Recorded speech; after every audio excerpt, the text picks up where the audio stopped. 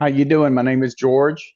I'm here in the Philippines. I've been here for 4 years at this given point. And what I want to go over is obviously, let me get out of the way. So it's moving around a third world country, what you need to know. It's precautionary type of things. Yes, it's kind of organized. So if you want to look back at later, you can. I do these from my home. I'm actually been here for quite some time. I work from home. I'm in logistics. In fact, when you go to that their QR code, and that'll actually give you Truck Driver Nation if you're outside the country, because I know a lot of people actually get outside the country and they don't have work. They don't know how to work back in the United States. So I actually teach people, not including people in the United States that are already in logistics, like say truckers that want out of their truck. I teach nurses, teachers, people in real estate, all these folks that want to know how we do what we do. Got about 30 years in it, so it's easy for me to teach because I even do it actively every day. But so what we want to do is go over. I just did 5 points. There's always something that's going to miss, so it's not an all inclusive. But the deal is, it gives you a real understanding of where to keep your guard up, what to look out for, because you go looking for trouble, it's going to find you. But also remember, there's people out there, scammers and people that are looking to prey, because lots of times when you leave the United States, for example, because that's where I'm from, you leave with your guard down. Now, obviously, that being said, it's not that I particularly leave my guard down, but they come in all shapes, forms, and all that good stuff. So just keep it up. Now, the first thing that we're going to talk about is transportation reliability and availability. When it comes to reliability, I wouldn't depend on any of them being reliable, because they don't have, they've got a Department of Transportation. Um, and then you've got the cabs, then you got the bike me's, then you got the trikes, then you got the jeepneys. They come in all variations, and every one of them, some of them are just guys that literally leave the house in the morning. They have an extra helmet, even if you don't have that, because some of the provinces just don't care. And you'll find sometimes you got problems, or they're trying to scam you on how much. Recently, we were coming back. I can't remember if it was coming back from Hong Kong or where we were coming back from, back to the Philippines, and for some reason was at the airport. We were going to Manila, and I can't remember which way we were going, but anyways, got in the cab. Cabs are the worst. It's best to do Grab or some. I think it's a Grab is the one I know. They got another one, and I can't remember the name of it. But that being said, the guy tried to scam us straight out the gate. I literally got him to stop, grab their stuff, got out of the car right there. Bad spot to get out at. He waited till he thought he had us on the thoroughfare, and he was going to manipulate the situation. Don't put up with it. Get out of the car. That not only does it indicate that they're scamming you, as far as I'm concerned, that means I'm in an unsafe environment. And my priority is not to protect me. I'm not afraid of death. Death is just inevitable, but my responsibility is to the woman that I love. So I got her. We got out of the car, and she got on Grab and secured us another ride. When you're securing these rides, you got to have a location where they're going to come to. There's a problem in itself right there. So if you're able to get something close to that given point, then give the person that actually took the call, that's going to come get you, give him a call and let him know exactly where you're at, because you're within that vicinity. So that way he'll know where to pick you up. Let's say the buses are rough riding, the bus drivers. And I know it seems like I'm giving you negative, but I'm tell you, I've been there, I've done it. A lot of them are unsafe. They haul ass. And I mean, I've had to literally go to the front and literally threaten. I was like, dude, I've been in trucking, drove for 24 years on the road. If you don't slow this truck down with me, the rest of the people, I'm sorry that they're in the environment that I'm in, but it looks out for them as well. If you don't slow this bus down, man, you're fixing to have a fight. I mean, because I was going to beat the hell out of them, because you don't take 50 or 60 people and I'm there and you're going to put their lives in jeopardy because you don't want to operate the equipment within the boundaries or the driving conditions. So be advised of that and be careful when you're boarding these buses. It's best you've already prepaid for the ticket. You're waiting up just like you would any other place. You get on board, and then they have you in their clutches. Don't be afraid to stop and get off that bus. It's safe for you to get off that bus than get injured in a third world country where there's no level one, two, or three trauma centers, and you're bleeding out on the side of the road, and all they're going to do is stand and look at you and take pictures with their video phones. The world is delusional these days. Ferries, we've never had a real bad problem with. We get on them pretty quick. Sometimes you have to wait for them to get there. It might be one ferry that's only running between point A and point B. It could be somewhere like an hour and a half for it to turn around. We usually have a rental car that we're taking with us on the ferry, so we just roll the windows up, put a movie on our tablet because we always carry different forms of mobile internet data. So we just watch movies, kick back, relax, keep each other company. Maria usually finds us some knickknack snacks to eat, type of stuff, and we chill out and wait for them to get there. We get on board. Once we get on board, lots of times if it's an open ferry, then you can just stay in your car and keep it running, especially on those hot days. A lot of those cabins up there don't have AC in it. It's open venue. It still has the decks, so your roof above it's providing the shade. But that hot air feels like an air con that's blowing hot air. It's like a heater. So you might want to choose to stay in your vehicle.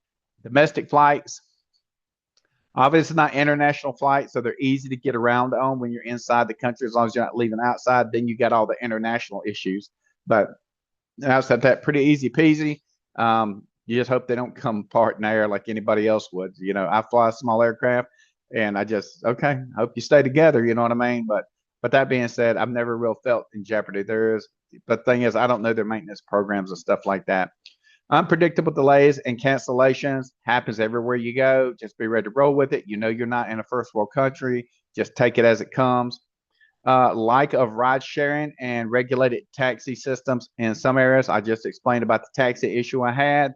Ride sharing, I don't want to ride with nobody anyways. I'd rather know the people that I'm surrounding myself with at every given point. I don't mind meeting strangers, but always keep everybody fed with a long handle spoon type of deal. Roads may be inconsistent or poorly maintained. Absolutely. You could think you're on the smoothest road in the world and you find a hole that is it's like a sinkhole. They're big holes, and they will, if you're on a single motorcycle, you'll catch that hole and it will flip you on your head. That being said, we do use cars. I haven't busted a rim yet, but I've hit them really hard, and I was like, well, I'm glad this is a rental car. So, you know, that type of thing. And I always stop, get out, check. You know, safety is your first priority when you're actually traveling. It's traveling because, like I said, you don't want to be injured in a third world country. That being said, what's next one we're going to move on to is going to be safety and security risk. Now, always keep safety and security risk in the back of your mind at every given point. Now, make sure you breathe and make sure you enjoy the trip. You know, like they always say, the ride is, I guess, what is that? The biggest, like a joy to the destination type of deal. I can't remember the saying off the top of my head because I'm focused on this, but you know, that's part of the journey. So make sure you enjoy the trip, but still keep your security and safety and security risk. The time of day you're traveling, remember that everything shuts down at a particular time. Make sure you're where you need to be. Do as much pre-planning as possible to know reviews are reviews. They could have put their own reviews out there, but that being said, don't be out in those roads in the middle of the night.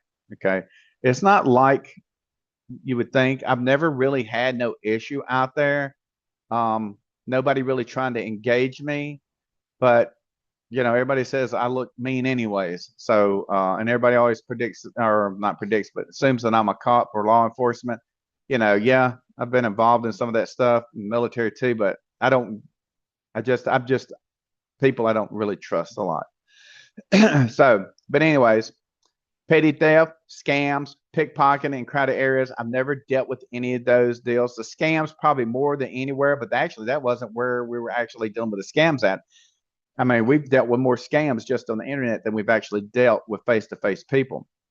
Varying levels of law enforcement presence. Now, the law enforcement, could they be doing their job or they could not be doing their job? And so you're filling me on that or you're not filling me on that. I've had to pay them off before to get released for whatever scenario that they thought was so vital. I get out raising so much hell because I know that it's petty and it's no nonsense in it. And they usually let me go because they don't understand my language and they just don't want to deal with it. So they just usually just let me go. Unsafe night travel in certain regions. Now, this brings a point to being. If you're in a city area, you would think it doesn't matter if you're in the city or the country. You know, in the country, we always feel like we're safer because for us that were raised in the country, there's usually everybody's at home watching TV with their families, that type of stuff. But I think the cities areas I probably see more people, but here in these cities that I've noticed, a majority of people the roads become empty at night. It's not like the United States. Los Angeles doesn't even shut down no more. Neither does Houston or Atlanta. Chicago still stays pretty busy. Since I was in transportation, there's an easy comparison, but they're not like us because a lot of people don't have cars. The number of cars here versus the population ratio is very minimal.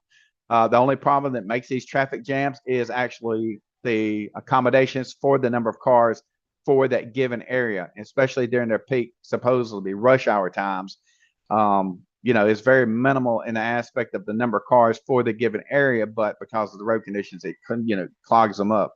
And their signals nobody really obeys the traffic signals and stuff like that.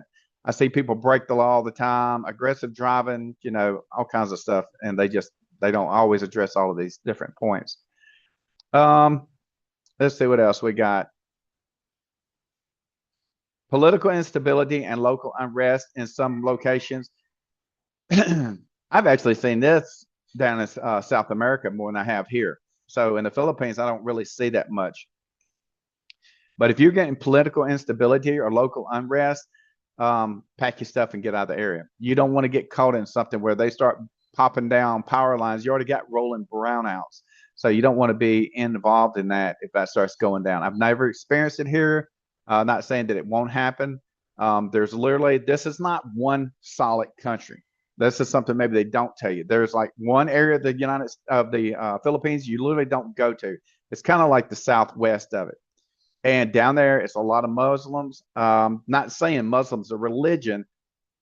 I'm not even going to call them radicals because I don't know the people, right? But there's been instances where people get down there and they get themselves into trouble. I've heard about kidnappings and stuff.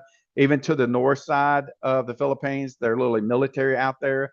They got blockades because there was unrest at one point with the population. I don't really follow the history, but I know there's more than one segmented organization inside the country. But you know what? Even in the United States, we have it. There's certain areas that the Chinese go to, the Koreans go to, the Mexicans go to, the rednecks go to, the white aristocratic. It's even though we got a mix, it's a big melting pot.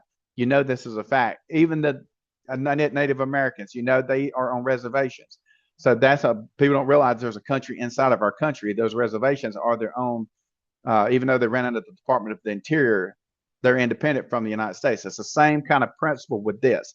There's certain regions based on whatever political or, because they got the way it's set up.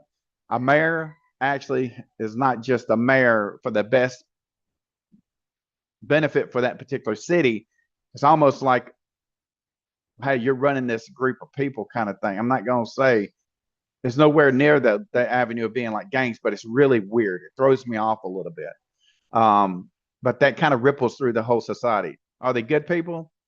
Everybody's good and bad. We all got our good intentions and our bad intentions. But that being said, just be aware when you're going into a particular area, even the whole country, of what you're stepping off into. You're not in what they say, you're not in Kansas no more kind of thing.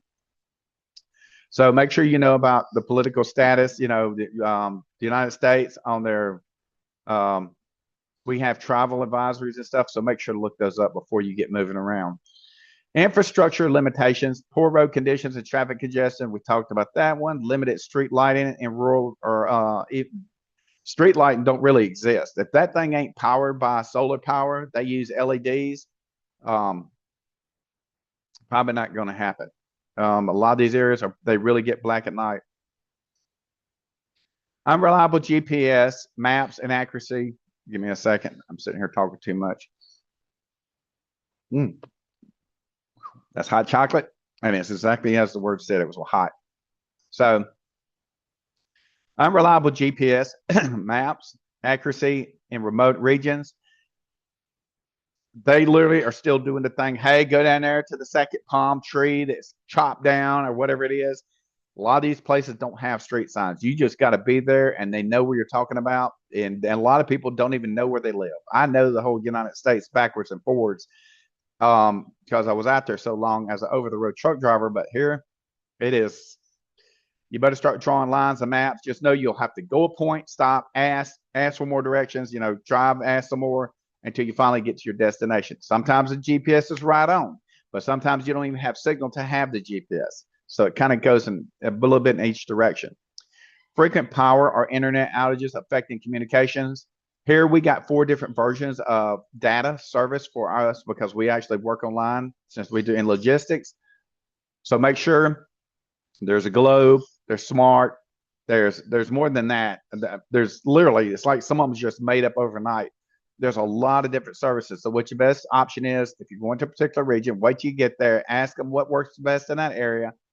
Go to the little phone stations. They're little bitty buildings, they're open up literally to the open air. They're almost like going to a Goodwill. I mean, not a Goodwill, but a yard sale. And they're there. Just ask them, hey, I need a card and I need minutes for it. And they'll call the phone number, get you up and going for that particular region. So expect to buy different SIM cards when you go in these regions. The only problem you would have would possibly be if your phone does not accept that different type of SIM card. But outside that, we do it all the time. We don't have a big problem with it. We got a portable Wi-Fi box. It takes any type of card. So those work as well. And then you just tether it, to your phone. Let's see what else we got. Food safety and water sanitation concerns.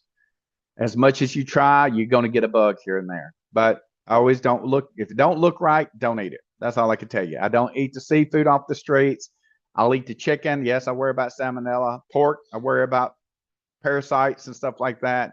The beef, I don't hardly touch unless I know it come from certain grocery stores or like Texas Roadhouse, Chili's. Doesn't guarantee nothing because hand sanitation is even more important than that. Water sanitation, I don't drink nothing that don't come out of a bottle. And I've been doing that for 4 years. We do have jugs of water that, we know that comes from an actual water station.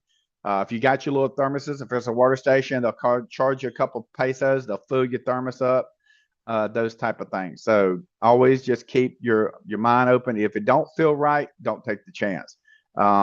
If you're from the United States, it ain't going to hurt you to lose a little weight anyway. So, you got bagged snacks, stuff that's processed. That ain't the best for you, but be careful about where you eat. Let's see, heat, humidity, and tropical disease in some regions. Let me put it this way: this place don't have winters. That's the reason you got these diseases are so prominent. So be careful. Now, heat strokes is a big one here. Humidity is always going to be a problem unless you're in higher elevations. Till you can reach that dew point position where it kind of kills each other out, it's going to be pretty rugged on you. So always stay hydrated. Make sure you get your electrolytes in. They got little electrolyte packets that you can put in water that you can actually shake them up and it'll help you balance out your nutrients as far as keeping your sodiums and everything in place, potassium, all that. So make sure you know about those. And also they got different types in the pharmacies, they got different types of like Gatorades, but they're not really Gatorades, but they got all those nutrients in it. And I like them. They're pretty good. Let's see what else. Tropical diseases. Don't go sloshing in something you don't need to be in. Don't be careful about the waters where they come. The sanitation systems are not really there. I can't even say they're minimal. I know it sounds negative. Don't stay out of the waters. Okay. If you're going to go to the ocean, make sure that there's no outlets coming from the land masses dumping into the ocean, just like right around the bend from where you're at, and you don't realize that. Now you've got cross contamination. That's a great vector for make yourself sick, that type of thing. So be advised. Difficulty defining emergency medical transport quickly. Okay. You'd be better off jumping in a car, transporting yourself. Unless you're in cardiac arrest, something respiratory arrest, or whichever it's going to look like, you're better off just trying to get to a medical facility the best you can from that given point. The going to the hospital at night is probably the worst time. The day, especially during the week, just like the United States, most of everybody's there. They're staff. They're checking up on their patients and stuff like that. But be highly advised of the region you're going in, the snakes, the spiders. Not you got to go become a botanist or a biologist to understand where you're at, but just keep that in mind because if you get hit with something, they got cobras here. They also got what's the name of that lizard? Monitored lizard.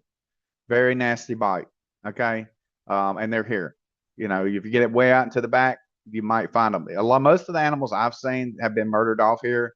When I say I've seen that we're supposed to have been here or they have been here in the past, they're basically murdered off. There ain't no really wildlife and fisheries type of thing here. But just be advised of where you're at and the time it takes to get transported. You're taking a risk by being in a third world country to begin with, but they be transported in an adequate amount of time for effective treatment. Remember, you're just human, but don't walk the planet in fear. Just the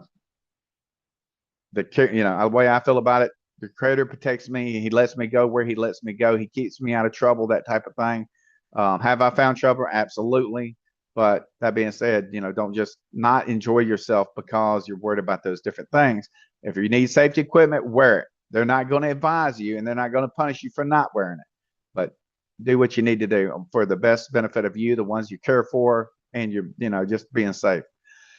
Communication and local navigation challenges, language barriers, and limited English proficiency outside tourist zones.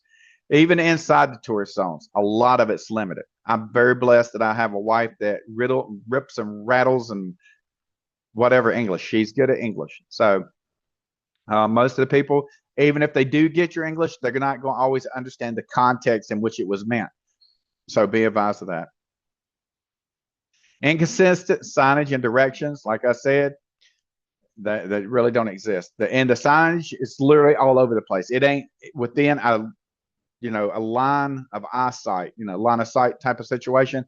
Them signs will be everywhere. And I've got pulled over and I was like, dude, you got it set behind a coconut tree. And by the time I would have even been able to saw that, I'm actually concentrating on driving, not looking for your signage. I'm already committed to my action to make that action safely. So be advised of that. Inconsistent signage and directions. Okay. Unreliable phone signal, data coverage. We covered that one. Difficulty coordinating logistics without local contacts. You can navigate it if you want a tourist, like a tour guide type of deal. There's always somebody willing to make some money off of you by doing that. Okay, because employment is very thin here. But that being said, know who you're dealing with. Ask for their ID. Take a picture of them. Take a picture of their ID. Whatever you need to do, so you can have a digital footprint of what went on and how it went on, in case something goes sideways and you get set up for whatever. But I always give you the worst case scenarios, by the way. Don't feel like this is all negative. Philippines, I do love the Philippines. Don't get me wrong. But for me, I've been here 4 years. And like right now, my wife's planning us to trip to go to another different location. And so I'm looking forward to that. But at the same time, I've kind of wore out on it. I could spend every day in Colorado. There's always something to do. But for here, I then burn it up. I've been all over this place. So I've kind of wore it out that in that given regard. I know the culture. I know the problematic issues that they're dealing with, and it's got everything. I'm doing this as a presentation, so don't whatever. But get your head wrapped around. Don't let those YouTube videos mislead you that it's a tropical paradise when there's 8 billion people on Earth. There is not a lot of tropical paradises left on the planet. There's too many cattle on the per acre, as I tell people. But that being said, make sure that whatever you're going to get into, that you're not well versed in it, because there's a learning curve, but make sure you've got a good understanding of how to adjust to accommodate particular issues to be a problem solver, and depend on yourself. Don't depend on nobody else. So I would suggest come here and it's a team. I know there's a lot of expats. I go places with nobody because a lot of people are afraid to move around. I'm not, I just look at the world differently. But that being said, I hope this helped you out, gave you a little bit of insight about this. And if you have questions, by the way, right there, that barcode, that right there, you can click on that barcode. It probably will be in the cover picture too. And that will actually send you to truckdrivernation.com. So if you end up getting hung outside the country and you want to stay outside the country, then please get a hold of me. I'd be more than happy to work with you and show you how to work in logistics from the United States. And that way you can stay outside the United States type of deal. But anyways, that being said, I'll leave that at that. I hope this content helped you out. Appreciate your time. Thank you for you. If you can like below, apparently that helps me in some way. I've not monetized none of this. They say you can. I really haven't pushed that biggest part about it. The biggest part that I push is our website, because we get a lot of people that want to come to our program to help them actually work from home where they're making at least $2,000 or $3,000 a week on minimum. Because if you're working outside the United States, you're not going to make nothing. And I know $2,000 or $3,000 ain't a lot of money per week. If you really do it, you make more than that. But I give that minimum because a lot of people live on that, and that's great. But I come from the United States. I'm used to get what I want when I want it, type of thing. But anyways, hope that helped you out. Look forward to hearing from you guys. Outside that, have a blessed one. Be safe getting to the Philippines. Be safe getting back home. And obviously, I hope you enjoy yourself. Talk to you then.